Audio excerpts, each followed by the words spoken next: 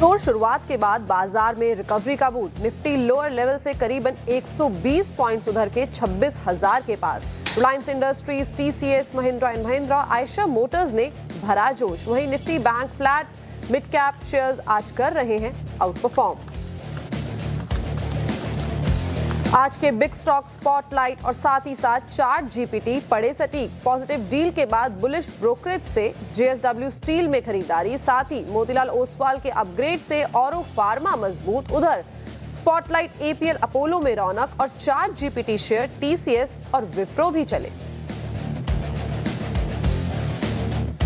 आज IT shares ने पकड़ी रफ्तार। इंडेक्स करीबन 1% ऊपर, करीब 2.5% चढ़ के टेक महिंद्रा निफ्टी का टॉप गेनर बना। साथ ही मेटल और कैपिटल मार्केट शेयर्स में भी खरीदारी। वहीं एफएमसीजी और ऑटो शेयर्स भी चले। बड़ी मात्रा में उड़ानें रद्द होने से इंडिगो का सेंटीमेंट बिगड़ा। शेयर करीबन गिर के निफ्टी के टॉप लूजर्स में शामिल। आज भी 100 से ज्यादा फ्लाइट्स हो सकती है कैंसिल। मामले पर डीजीसीए ने कंपनी के अधिकारियों को किया समन। बिग स्टॉक्स में भी शेयर में गिरावट की जताई थी आशंका।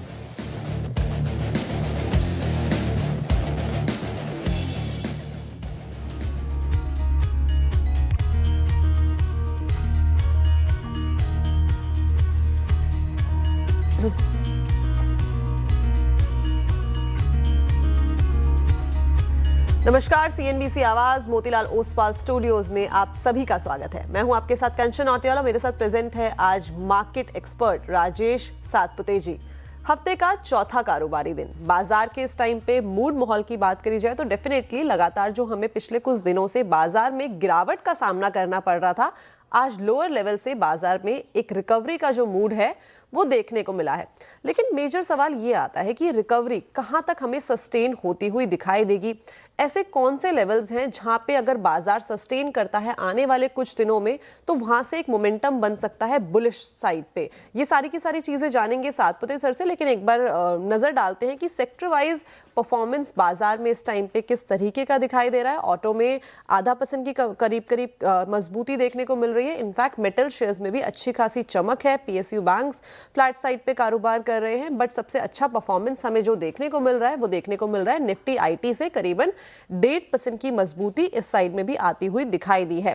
फ्लिप साइड की बात करी जाए तो हेल्थ केयर यहाँ पे फ्लैट है, कंज्यूमर ड्यूरेबल फ्लैट है, फार्मा भी फ्लैट है और रियलिटी में भी हमें जो है इन रेड ही कारोबार होता हुआ दिखाई दे रहा है।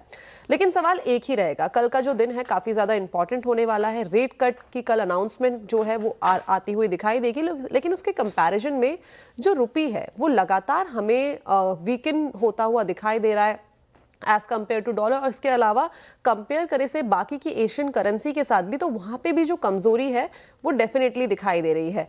इस मुद्दे को कंसर्न में रखते हुए और साथ ही साथ मार्केट को देखते हुए आज तो रिकवरी है, लेकिन पिछले कुछ दिन काफी ज्यादा खराब बाजार के लिए रहे हैं। सातपुते सर, क्या करा जाए? ऐसा निफ्टी और साथ में निफ्टी बैंक का कौन सा लेवल होगा जहां पे बाजार अगर सस्टेन करता है आने वाले कुछ दिन में तो वहां से एक हमें बुलिश साइड देखने को मिले? Good morning Kanchan and good morning everyone.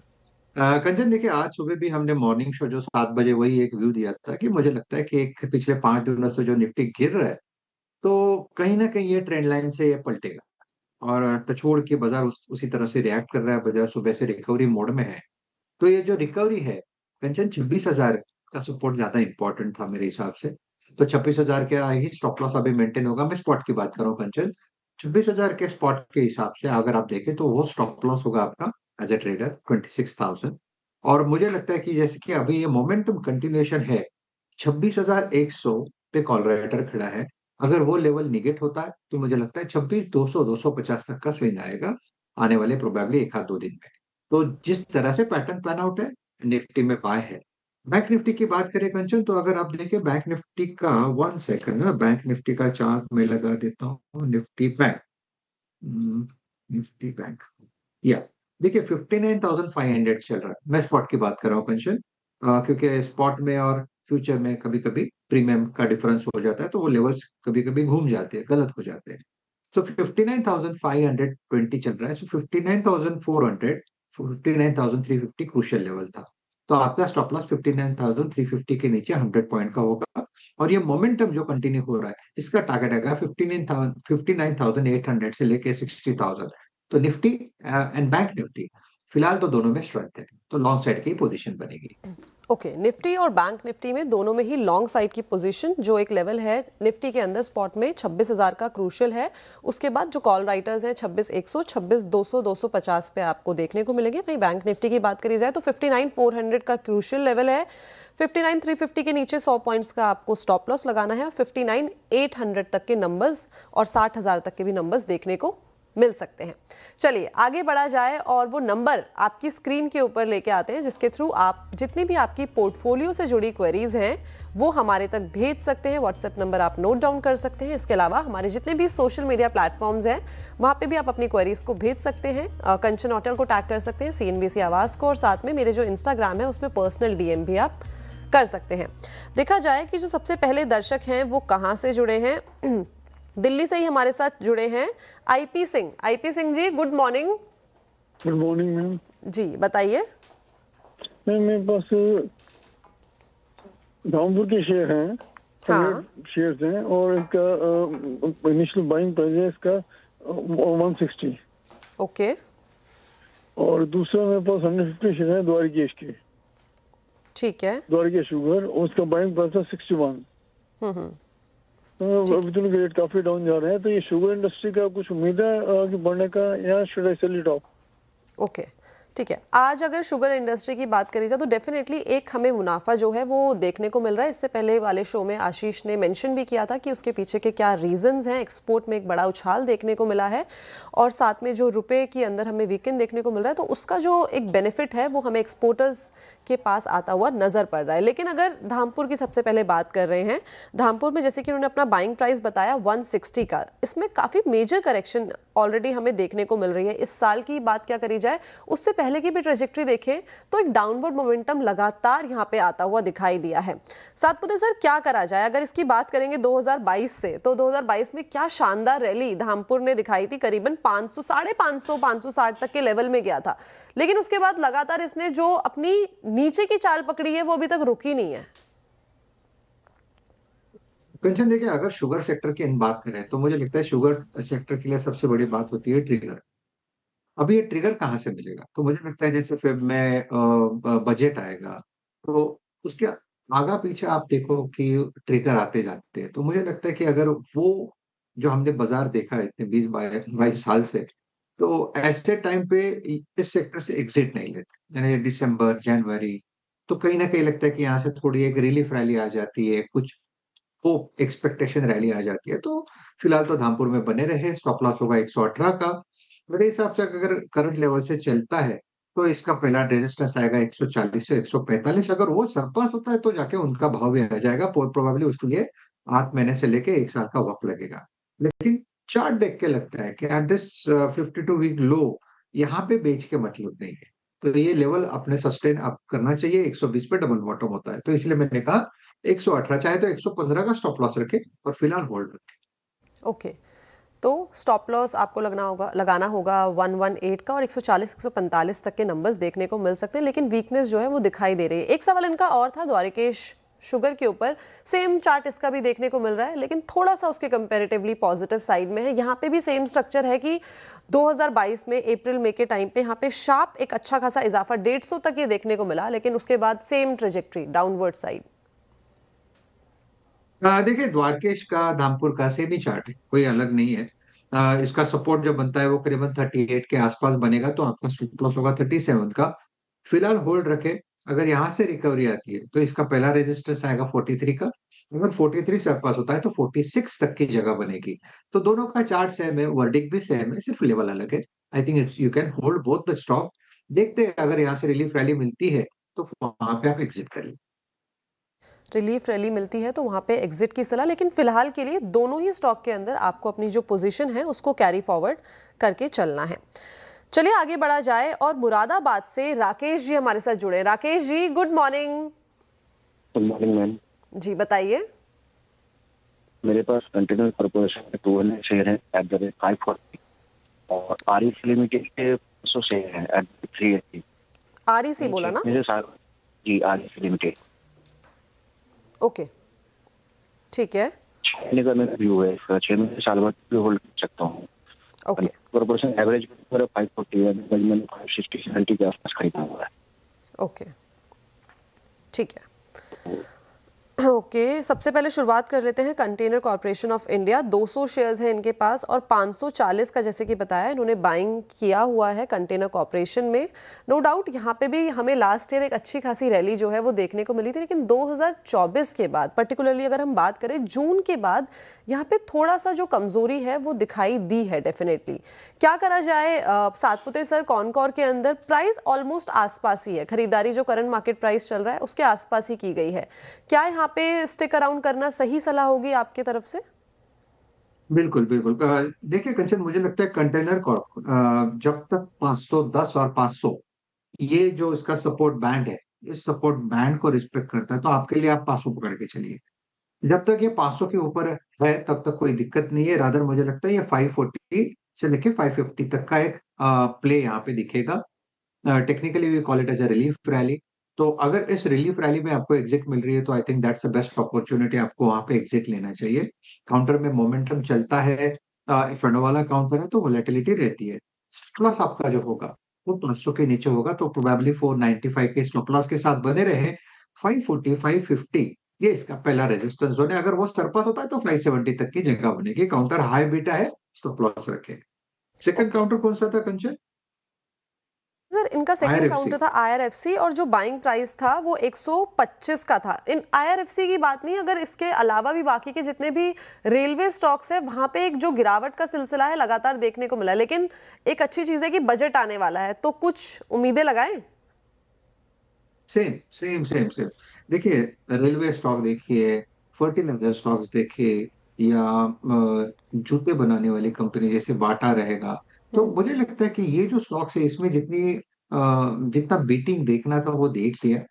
और यहाँ पे लिक्विडेशन होगा तो that will be A forceful liquidation, unnecessary यहाँ पे पोजीशन फूटेगी।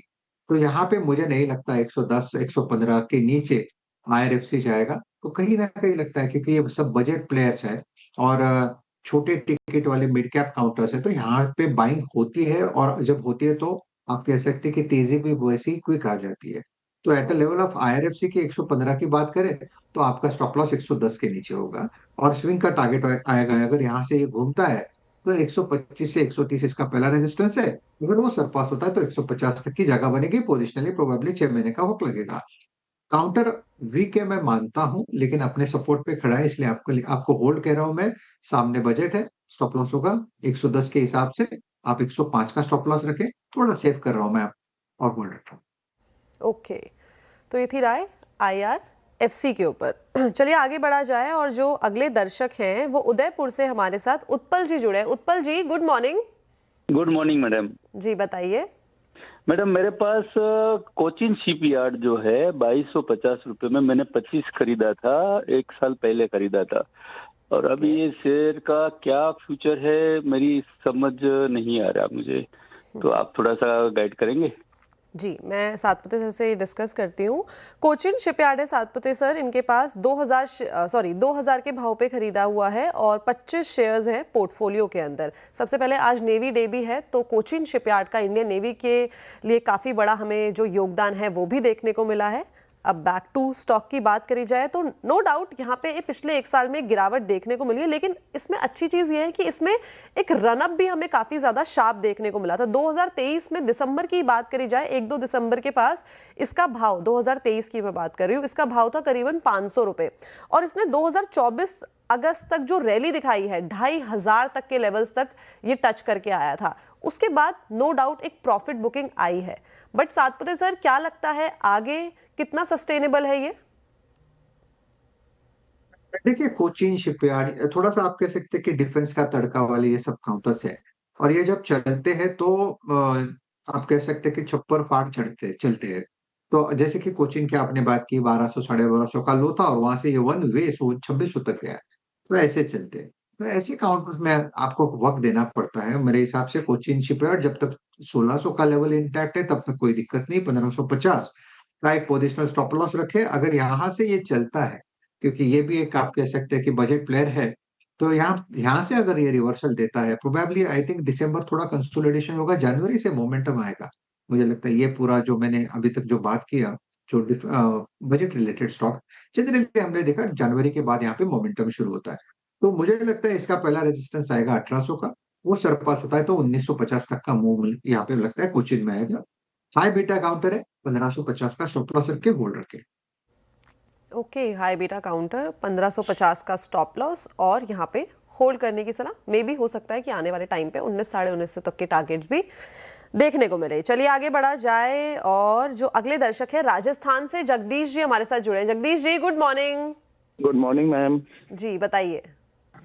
मैम मेरे पास बीएससी के शेयर्स हैं 450, 400 रुपए के एवरेज प्राइस पर। तो अब मेरा लॉन्ग टर्म व्यू के लिए क्या किया जाए 4-5 साल के लिए? मैं वैसे भी सीनियर सिटीजन हूँ। ओके जी सर, तो आपने जैसे कि बताया कि आप सीनियर सिटीजन हैं और शेयर को देख के लग रहा है जिस भाव पे खरीदारी की गई है ऑलरेडी अच्छा खासा एक जो वेल्थ है जनरेट हो गई है, बट अभी भी आपको ये पूछना है कि इससे भी ऊपर जाएगा या फिर जो नोशनल प्रॉफिट आपको दिखाई दे रहा है उसको बुक कर लिया जाए? नहीं मैम, 3030 तक ऊपर गया था, उसके बाद तो 2000 तक आ गया, फिर भी मैंने होल्ड किया है। मैं लॉन्ग टर्म के लिए होल्ड करना चाहता हूँ। मेरे पास ये आईपीओ के टाइम के भी और बोनस के शेयर्स इंक्लूड होके हुए हैं।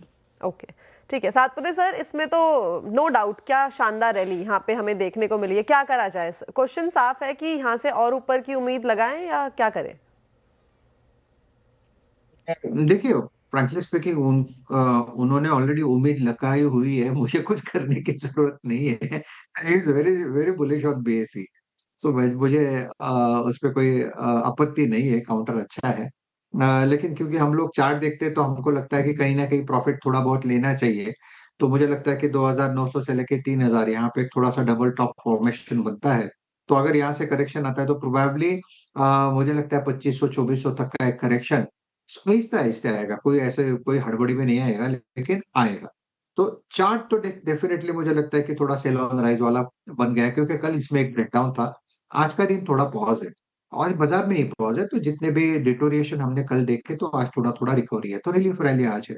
तो मुझे लगता है अगर मैं प्योर शॉर्ट टर्म के हिसाब से भी देखूं तो जब तक ये 2800 का लेवल सरपास नहीं करता, 2825 850 पकड़ के चले, 2850 का लेवल पार नहीं करता, तब तक यहाँ पे बड़ी तेजी नहीं होगी। That's a supply point.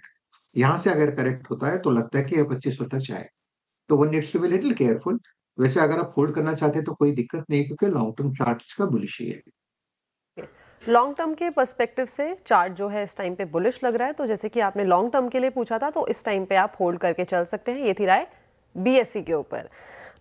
आगे बढ़ा जाए और बरेली से मनोज जी हमारे साथ जुड़े हैं। Manoj ji good morning. Good morning ma'am. जी बताइए। मैम मेरे पास यूनाइटेड स्पिरिट्स के 100 शेयर्स हैं 1450 के रेट पे। मेरा एक कंसर्न है कि क्या इसको जब आरसीबी का स्टेक सोल्ड आउट होना है तब तक के लिए इसको होल्ड कर सकते हैं? ठीक है, मेरे को वैसे डेट याद नहीं है कि कब इसका वो है, एक बार मेरे को चेक करना पड़ेगा वो। तो 100 शेयर्स हैं, जैसे कि चार्ट्स पे आप देख ले, बता दीजिए सातपुते सर। 100 शेयर्स है पोर्टफोलियो में, 1450 की बाइंग है। अगर पूरे थीम की बात करी जाए तो इस साल में कोई मेजर रिटर्न यहाँ पे आता हुआ दिखाई नहीं दिया है। ये भी बार बार एक लेवल है उसको टच कर रहा है 15 साढ़े 1500 का, उसके बाद लगातार ये डाउनवर्ड जा रहा है। अब वापस से इसका अगर चार्ट देखेंगे तो उसी लेवल की तरफ ये अप्रोच कर रहा है, बट कितना ये यहाँ पे टिकाऊ है और यहाँ से कितने आगे नंबर्स की उम्मीदें लगाएं?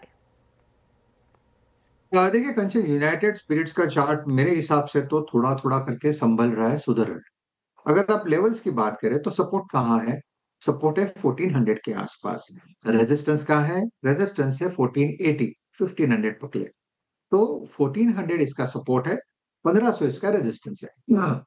इवेंचुअली मुझे लगता है ये 1500 का लेवल निकलेगा और ये करीबन 1650 से लेकर 1700 की तरफ जाएगा। जनरली जो ऑब्जर्वेशन है आज तक का यूनाइटेड स्पिरिट्स का, तो ये बड़े बड़े मूव्स देता है। तो इस हम लोग technically it's symmetrical triangle formation. So triangle formation में हमेशा जो 5 वेव्स आते हैं वो सब बड़े बड़े होते हैं और इवेंचुअली ये आप कह सकते हैं कि स्क्वीज होते जाते हैं। तो फिलहाल चार्ट पे यही दिखता है कि ये जो ट्रायंगल फॉर्मेशन है ये थोड़ा कंप्लीशन हो जाएगा इवेंचुअली। ये मुझे लगता है 1600 के पार चला जाएगा। लुकिंग एट द चार्ट, आपका स्टॉप लॉस होगा 1500, सॉरी 1300, 1370, उसमें सिफर साइड 1370 या 1370 के स्टॉप लॉस के साथ होल्ड रखे यूनाइटेड स्पिरिट्स। ओके, 1370 के स्टॉप लॉस के साथ, और मार्च 2026 में माना जा रहा है कि जो ये मीटिंग है वो रिव्यू होती हुई दिखाई देगी, तो तब तक तो एटलीस्ट आप होल्ड करके चल सकते हैं। ये थी राय यूनाइटेड स्पिरिट के ऊपर। चलिए, काफ़ी सारे सोशल मीडिया प्लेटफॉर्म पे भी जो हमारे व्यूअर्स हैं वो हमारे साथ जुड़ गए हैं। इंस्टाग्राम पे सबसे ज़्यादा रिस्पॉन्स मिल रहा है, वहाँ पे सबसे ज़्यादा जो सवाल हैं वो आए हैं। तो चंद्रिका जी का मैं सबसे पहला सवाल लेना चाहूँगी। सातपुते सर, इनके पास ना पावर फाइनेंस कॉर्पोरेशन के 120 शेयर्स हैं और जो उनका एवरेजिंग का प्राइस है वो है 428 रुपए का। यहाँ पे भी लगातार एक गिरावट का सामना जो है वो करने को मिला है। 31% की कमजोरी ऑलरेडी हमें पिछले एक साल में आती हुई दिखाई दी है, लेकिन करा क्या जाए, आगे की ट्रेजेक्ट्री किस तरीके से? कंचन, देखिए, पावर सेक्टर में जो मोमेंटम हमने पहले देखा था, यानी 2024 में, 2024 में, वो फिलहाल कहीं ना कहीं मिसिंग है। तो जितने होप्स थे आरईसी, पीएफसी, वो थोड़ा सा आप कह सकते हैं कि थोड़ा सा डिसअपॉइंटमेंट इस साल हम देख रहे हैं। अगर ये तो हुई थोड़ी सी फंडामेंटल वाली बात है, लेकिन अगर आप टेक्निकली देखें, मुझे लगता है 350 का मैं वीकली चार्ट देख रहा हूँ, पीएफसी का 350 का यहाँ पे सपोर्ट है सामने। ये भी एक कैंडिडेट है, ये भी एक सेक्टर है जो बजट के पहले थोड़ा सा आप कह सकते हैं इसमें मोमेंटम आता है। तो ये कहीं ना कहीं अपनी इंपॉर्टेंट लेवल पे खड़ा है 350 का। तो आपका स्टॉप लॉस होगा 340 का, होल्ड रखे। अगर यहाँ से रिलीफ रैली मिलती है तो इसका टारगेट आएगा करीबन 390 से लेके 410। तो कहीं ना कहीं लगता है करंट लेवल से अगर आपको एग्जिट ही लेना है तो आपका लॉस जो है, मैं I am just trying to minimise your loss, आपको एग्जिट लेना है, but that should be sell on rise. अगर एग्जिट लेना है तो हमेशा सेल ऑन राइज की आपको स्ट्रैटेजी अपनानी होगी। ये थी राय पावर फाइनेंस कॉर्पोरेशन के ऊपर।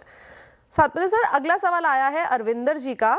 इनके पास ओला इलेक्ट्रिक के 1000 शेयर्स हैं पोर्टफोलियो में, और जो इन्होंने बाइंग की है वो है 69 रुपीज़ की। नो डाउट रीसेंट लिस्टिंग, एक तो चार्ट्स में इतना ज़्यादा डेटा भी नहीं होगा, लेकिन लगातार एक गिरावट यहाँ पे देखने को मिल गई। चाहे वो मार्केट शेयर के लिहाज से आप बात कर लीजिए, चाहे वो कस्टमर रिव्यूज के हिसाब से बात कर लीजिए, तो एक नेगेटिव मोमेंटम यहाँ पे बना है। क्या लगता है, 69 आधा पैसा ऑलरेडी हो गया, लॉस बुक करा जाए या फिर वेट किया जाए? I think you should wait. क्यों? क्योंकि देखिए, ये सब ये नई थीम्स है, जैसे कि ओला इलेक्ट्रिक, जो पहले इटरनल था, स्विगी था, नई नई थीम थी। समझ नहीं पड़ रहा था कि कौन सा लेवल ठीक होगा, उसके बैलेंस शीट, उसके रिफ्लेक्शन क्या हो गए एक्चुअल स्टॉक पे।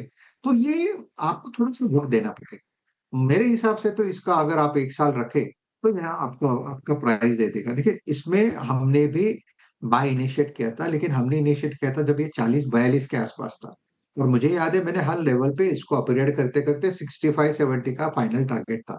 अनफॉर्चुनेटली जो फाइनल टारगेट था वहां पे आपकी एंट्री है। तो एट दिस लेवल तो मैं इतना ही कहूंगा, क्योंकि आपने स्टॉप लॉस फॉलो नहीं किया, तो आपको यहाँ पे मैं ये कहूंगा कि आप फिलहाल बने रहे। 35 के आसपास मेरे हिसाब से बॉटम बन रहा है। अगर ये लेवल सही है तो आपका स्टॉप लॉस 30 का होगा पोजिशनली, और यहाँ से अगर फिर से स्ट्रेंथ दिखती है तो 50 से लेके 55 तक का स्विंग मिलेगा। अगर आपको एग्जिट ही लेनी है तो आप सेल ऑन राइज करें 50-55 के टारगेट के आसपास। तो let's see how does it pan out, लेकिन फिलहाल तो आप बने रहे। ओके, फिलहाल के लिए बने रहें, और अगर आपको एग्जिट ही लेनी आने वाले टाइम पे तो एक बार आप वापस से राइस का वेट करें। 50-55 तक के नंबर्स आते हैं तो वहाँ पे आप जो अपनी पोजीशन है उसको एग्जिट करके चल सकते हैं। Satpute sir, thank you so much हमारे साथ जुड़ने के लिए। Thanks a lot. Thank you Kanchan. जी, thank you so much good sir. Day. Yup. CNBC Awaaz प्रस्तुत करता है क्रिप्टो कॉर्नर। क्रिप्टो कॉर्नर में आज हम बात करेंगे बिटकॉइन माइनिंग की कॉस्ट की। बिटकॉइन माइनिंग की कॉस्ट कई चीज़ों पर यहाँ पर निर्भर करती है। सबसे बड़ा जो कंपोनेंट है वो यहाँ पर इलेक्ट्रिसिटी कॉस्ट का है। जहाँ पर कम पावर है वहाँ पर ये कॉस्ट माइनिंग कॉस्ट से कम हो जाती है। तो क्लियरली इलेक्ट्रिसिटी एक बहुत बड़ा फैक्टर यहाँ पर माना जाता है। दूसरा ऑफ कोर्स हार्डवेयर कॉस्ट है। तो मॉडर्न माइनिंग की जहाँ तक बात है, यहाँ पर पावर की ज़रूरत पड़ती है और कम बिजली इस्तेमाल करने वाले इक्विपमेंट की मांग यहाँ पर ज़्यादा है। खास करके इंटीग्रेटेड सर्किट रिंग की यहाँ पर ज़रूरत पड़ती है। तीसरी चीज़ यहाँ पर ऑपरेशनल कॉस्ट हैं, जो कि cooling systems, maintenance, mining pool में शामिल होने के लिए जो फीस होती है वो सब इसके अंडर आ जाती है। साथ ही साथ यहाँ पर नेटवर्क से जुड़ी परेशानियां भी कॉस्ट को बढ़ा सकती हैं। अगर ज़्यादा माइनर्स नेटवर्क से जुड़ रहे हैं ज़्यादा बिटकॉइन खरीदने के लिए, फिर ज़्यादा कंप्यूटिंग की भी ज़रूरत पड़ती है और इंडिविजुअल प्रॉफिटेबिलिटी यहाँ पर इस वजह से घट जाती है। तो अगर बिटकॉइन हार्विंग यहाँ पर देखी जाए, वो एक और चीज़ है जिसकी वजह से जो ब्लॉक रिवॉर्ड्स हैं वो कई बार आधे हो जाते हैं। तो हर 4 साल में ब्लॉक रिवॉर्ड्स आधा होता है और पिछले साल अप्रैल 2024 में जब बिटकॉइन की हार्विंग हुई थी तब रिवॉर्ड यहाँ पर 6.2 बिटकॉइन से घटकर 3.1 बिटकॉइन पर ब्लॉक हुआ था। तो ये एक और कॉस्ट है या प्रॉफिट में डिक्लाइन है, इस तरीके से इसे देखा जा सकता है। अब अगर माइनिंग रेवेन्यूज स्ट्रक्चर देखे जाएं तो माइनिंग डिफिकल्टी एडजस्टमेंट्स, इसका भी इम्पैक्ट पड़ता है बिटकॉइन के प्राइसेस पर और साथ ही साथ ओवरऑल यहाँ पर किस तरह की प्रॉफिटेबिलिटी रह सकती है।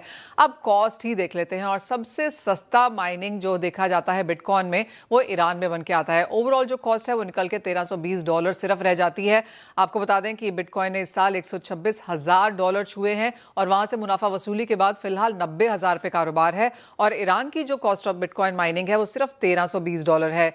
क्यूबा, लिबिया, ये कुछ और कंट्रीज़ हैं जहां पर हमने $3,000 से $5,000 की यहां पर माइनिंग कॉस्ट आते हुए देखी है। और उसके बाद अगर यूएस में कुछ कंट्रीज़ की बात की जाए, बहामास फॉर एग्जांपल $280,000 की यहां पर कॉस्ट है, बिटकॉइन का प्राइस 90,000 है। तो एब्सोल्युटली ये प्रॉफिटेबल नहीं है।